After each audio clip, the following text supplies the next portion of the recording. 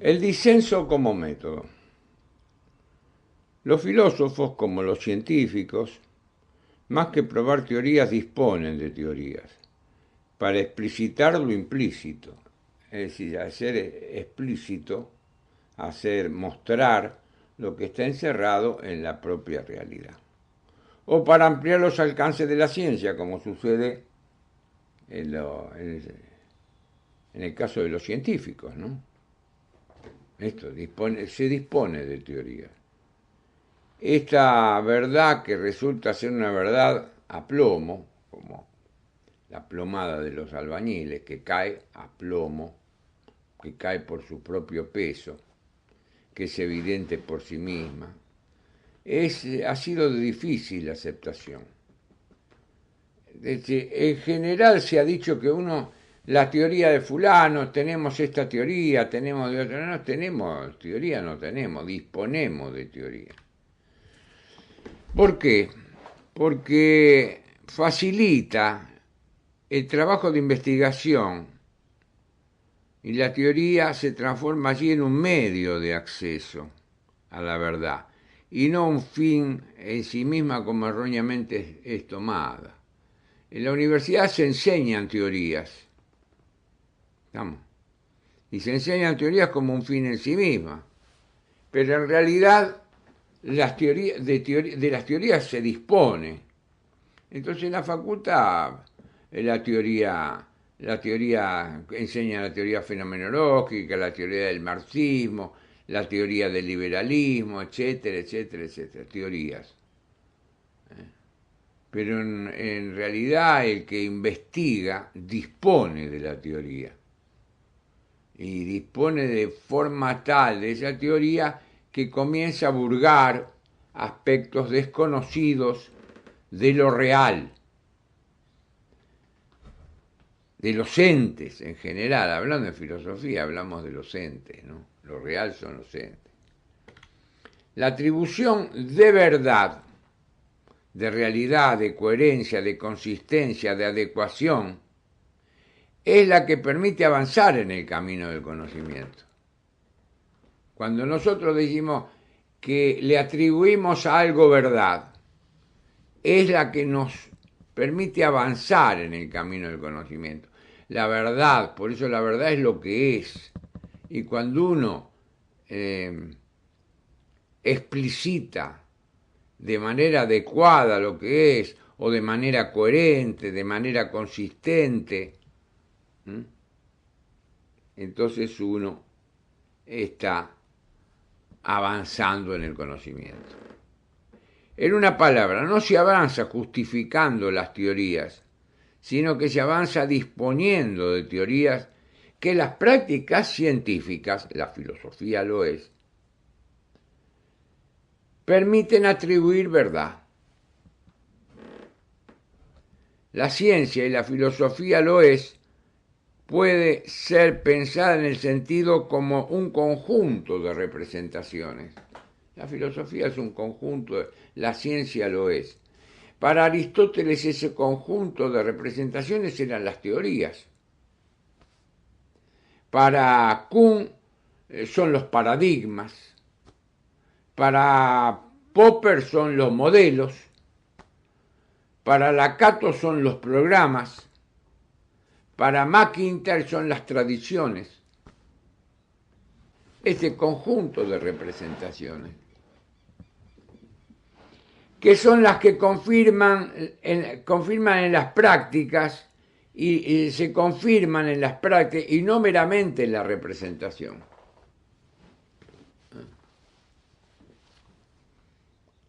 Nosotros en nuestro caso hemos dispuesto de una teoría, la teoría del disenso, a partir de la cual intentamos explicar al hombre, el mundo y sus problemas desde una mirada no conformista, alejada del pensamiento único de nuestra época, del pensamiento homogéneo, del pensamiento políticamente correcto, del pensamiento de cómo se piensa. Bueno, eso ya hablaba Heidegger en el 27, en Ser y Tiempo, ¿no? Se aleja uno como se aleja todo el mundo, se piensa como se piensa, se viste como se viste. Él le llamaba el el uno anónimo y el dictador era el se. Se piensa, se viste, se ta. El disenso entendido como otro sentido al dado y al establecido, como otra visión y versión de lo dado y establecido, nos ha permitido crear verdaderamente teoría crítica sobre la realidad. Es decir, nosotros tamizamos, de ahí viene crítica, que quiere decir tamiz. El disenso tamiza la realidad. Como se tamiza, por ejemplo, la harina, como tamizan las cocineras la harina. Ese es el criterio, el tamiz. Se va tamizando, se va colando, y que las impurezas quedan en el tamiz y la harina buena pasa abajo para hacer el pan o los postres. Porque el disenso crea teoría. Cuando la escuela neomarxista de Frankfurt dice que ellos crearon teoría, no, ellos hicieron ideología.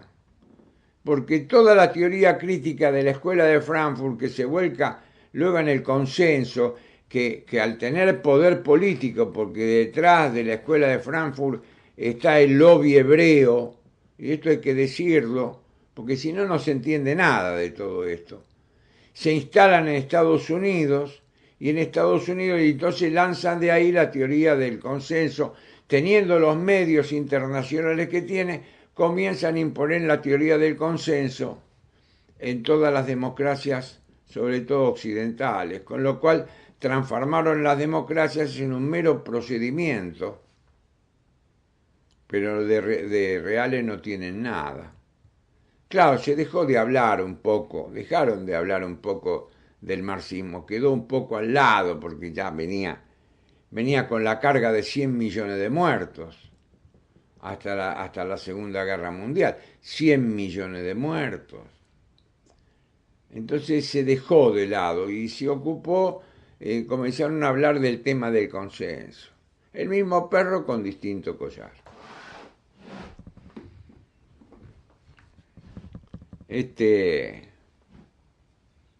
Me acuerdo la amargura que tenía un viejo profesor mío, Edgar Lanz, Conrado de Guerra, que era un cristiano comprometido con el socialismo.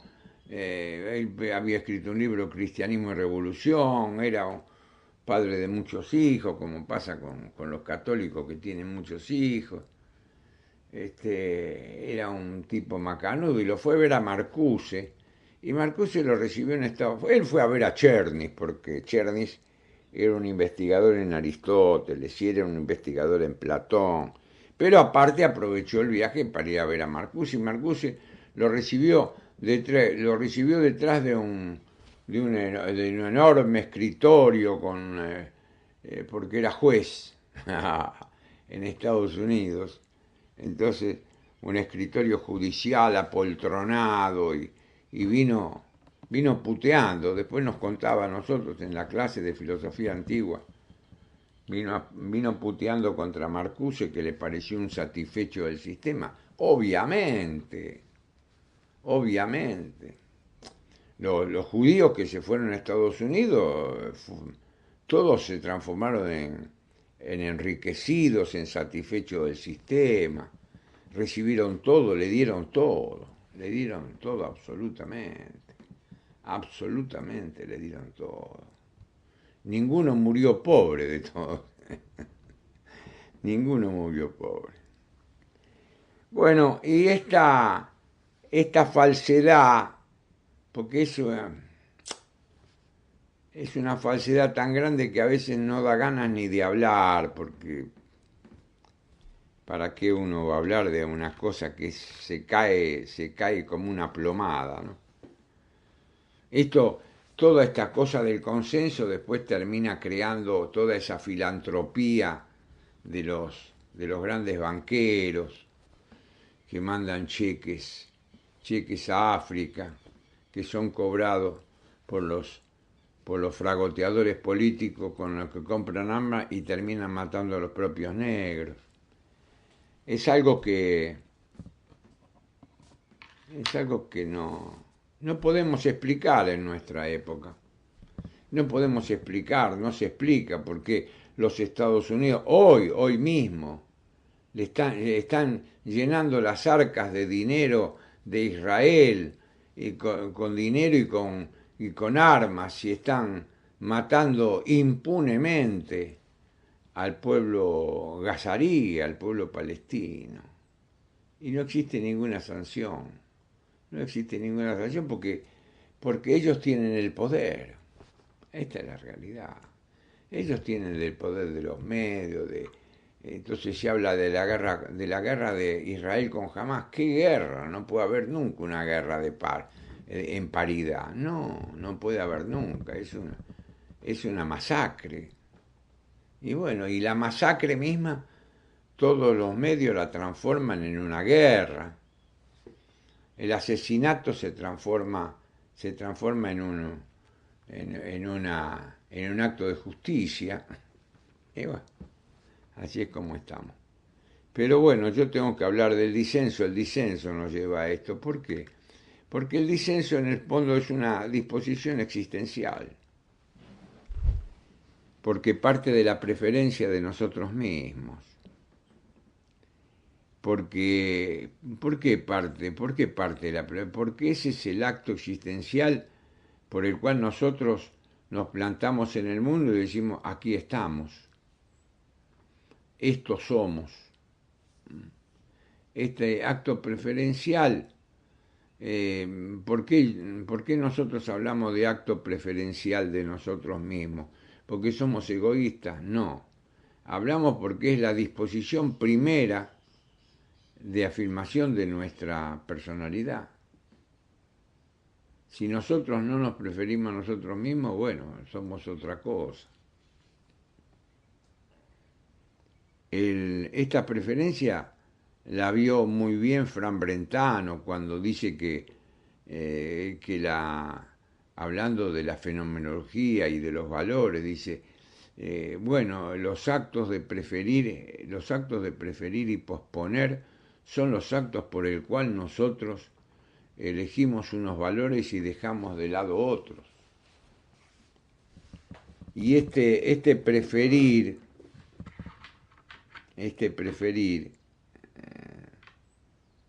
hace que uno se instale, comience a instalarse en el mundo. Nosotros nos preferimos a nosotros mismos cuando ya comenzamos a disentir con nuestros padres en la adolescencia. Esto está estudiado por la psicología, ¿no?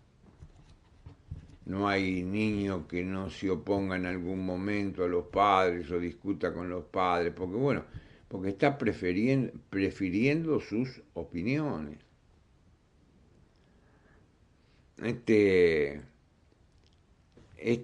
La preferencia de nosotros mismos rompe la neutralidad de las ciencias.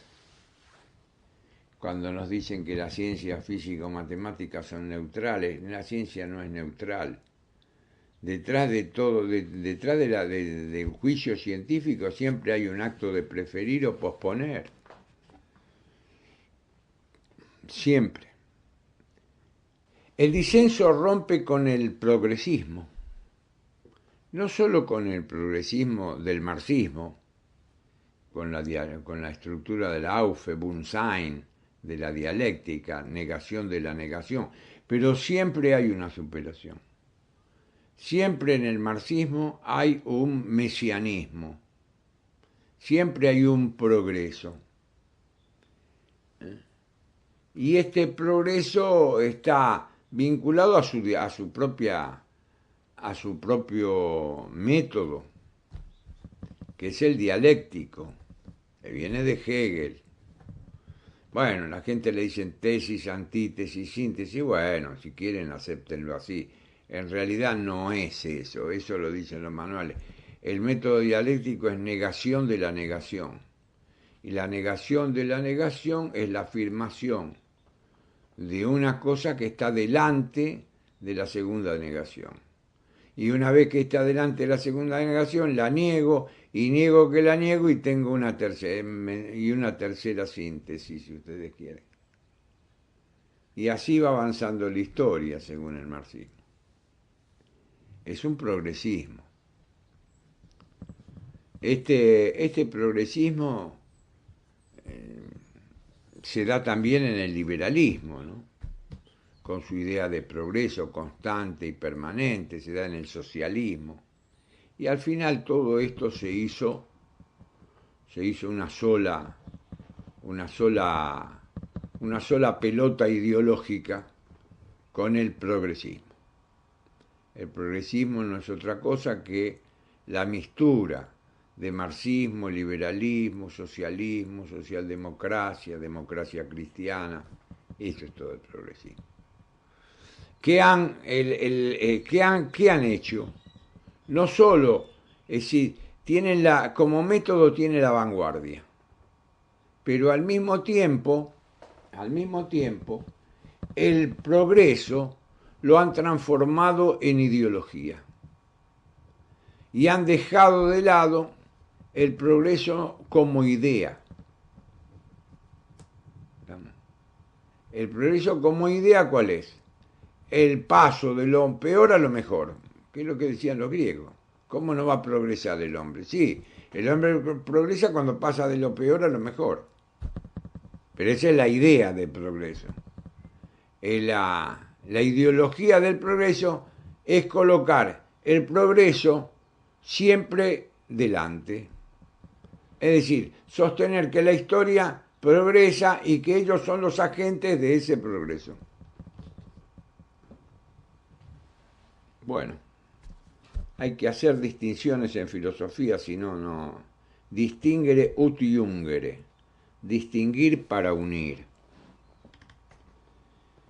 Esta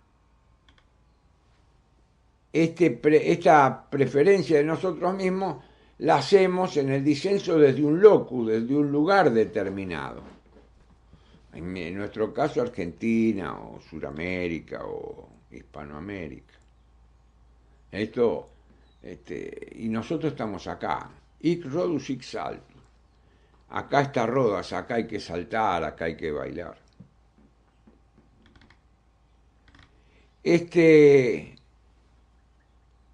Una vez que nosotros sabemos que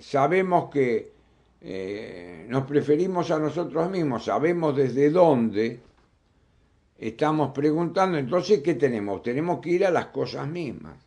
En ese aspecto sí, uno toma de la fenomenología, que es lo mejorcito que ha sucedido estos últimos 100 años, del describir las cosas.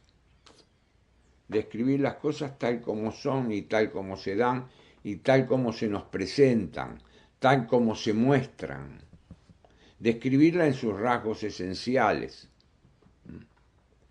Pero, ¿cómo sabemos después que esas cosas que describimos ahora son lo que son? Porque hay otros que verifican que lo que estamos diciendo es correcto. Ese es el criterio de verdad, la verificación intersubjetiva. Bueno, muy bien. Pero eso no alcanza. ¿Por qué no alcanza? Porque aparte de la verificación intersubjetiva, nosotros necesitamos también el auxilio, en el caso de las cuestiones políticas, de las cuestiones históricas, necesitamos el auxilio de nuestras tradiciones. Sin tradición nacional o tradiciones de una ecúmene, las tradiciones nacionales que nosotros pensamos en el aire. Porque eso es lo que de alguna manera universaliza lo que estamos diciendo. Y así como nosotros hacemos este trabajo en este ecúmene, otros harán el trabajo en otra ecúmene, la anglosajona, la eslava, etcétera, la arábiga, en fin, la europea. Esos grandes espacios de tierra son los que conforman la pluralidad del mundo. Y ¿Para qué nos sirve el disenso? El disenso nos sirve para la metapolítica. Bueno, que será otra grabación que yo haga, ¿no?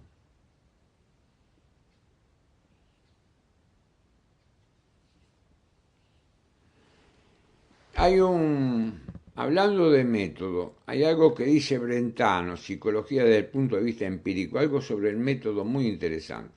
Solo con el progreso de las ciencias, la filosofía es ciencia, ¿no? Por supuesto, y la metapolítica también, se desarrolla progresivamente también la verdadera comprensión del método. Es decir, si nosotros sostenemos que el disenso es el método de la metapolítica, con el progresivo desarrollo de la metapolítica, se va a afianzar el método.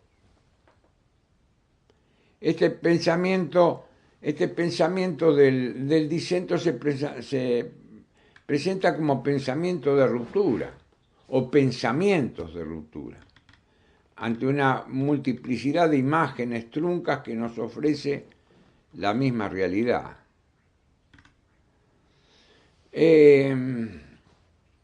Esta ruptura del disidente, que en general es un rebelde, en general es un marginado,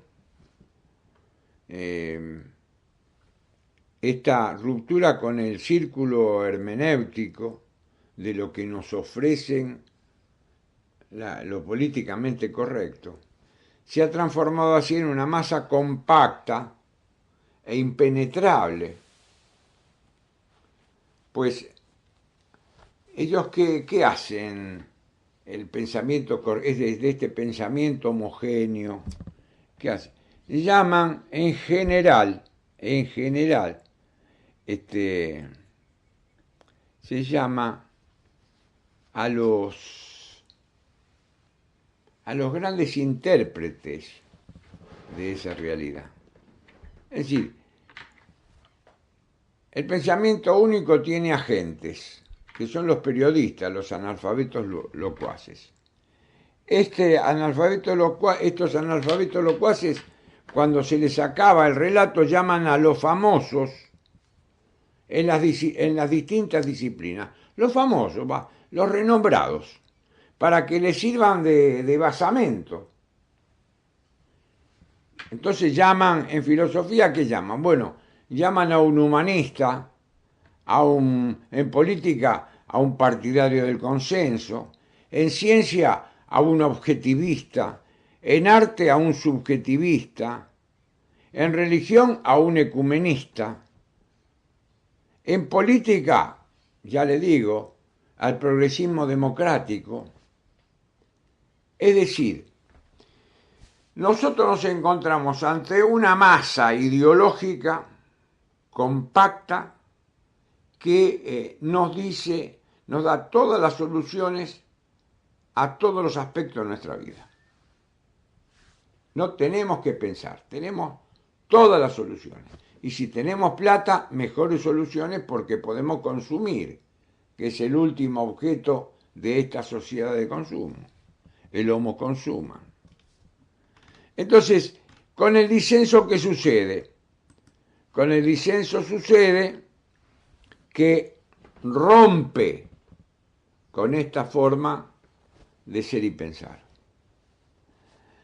El lema del disenso sería, para decirlo en francés, opposer pour penser, oponerse para pensar. Esto podría ser el lema.